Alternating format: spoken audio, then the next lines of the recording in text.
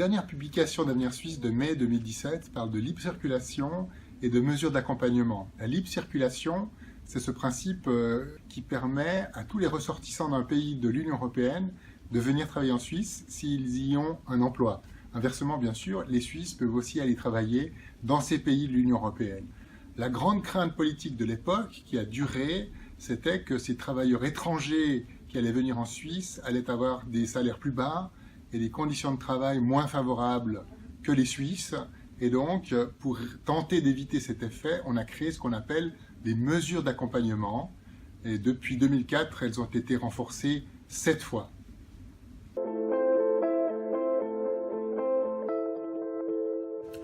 Les mesures d'accompagnement sont des mesures qui visent à empêcher ce qu'on appelle la sous-enchère salariale répétée et abusive, c'est-à-dire une pratique de salaire en dessous des salaires usuels d'une branche ou d'une région. Les acteurs qui décident de ces mesures sont les organisations d'employeurs, les syndicats et l'État. Et puis plus techniquement, les mesures d'accompagnement sont avant tout 3 types de mesures. La déclaration de force obligatoire générale des conventions collectives, les contrats types de travail et puis les conditions imposées aux travailleurs détachés.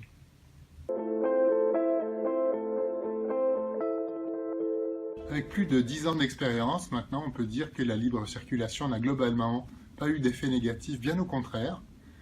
Le taux de chômage est resté très bas, le taux de personnes en activité est resté très haut en Suisse. L'immigration provenant de l'Union européenne, donc de la libre circulation, a surtout concerné des personnes à haut niveau de qualification qui amènent des compétences complémentaires à celles qu'on ne trouve pas toujours forcément en Suisse.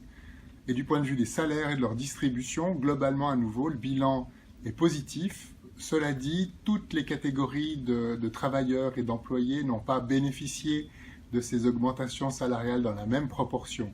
En fait, ce sont les Suisses les plus qualifiés et les étrangers les moins qualifiés qui ont progressé le plus lentement, alors que d'autres catégories, par exemple les Suisses peu qualifiés, ont progressé un peu plus vite que le reste des salariés.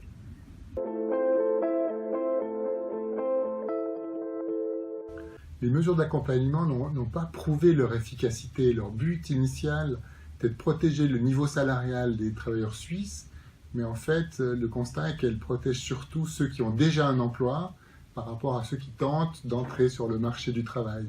Et en particulier, l'extension de nombreux barèmes de salaires minimaux peut présenter des risques pour les jeunes qui veulent entrer dans le marché du travail, pour des personnes plus âgées qui en sont sorties, pour des gens qui veulent changer de métier ou de catégorie, ou bien pour les réfugiés, par exemple, si on pense qu'il faut les intégrer sur le marché du travail.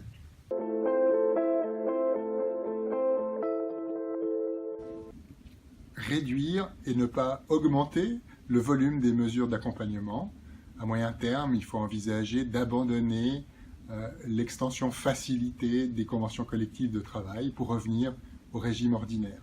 Il faut éviter de rendre le travail plus cher en Suisse parce que cela favorise sinon l'automatisation et les délocalisations. Utiliser pour les mesures d'accompagnement des critères économiques et non pas politiques et n'agir que dans les branches dans lesquelles il y a vraiment de fortes distorsions sur le marché du travail. Par exemple, une baisse des salaires réels ou un écart croissant entre les salaires des nouveaux engagés et les salaires des anciens. Revenir à un marché du travail libéral et flexible, c'est l'une des forces traditionnelles de la Suisse. Les mesures d'accompagnement doivent rester une mesure temporaire et provisoire et non pas définitive.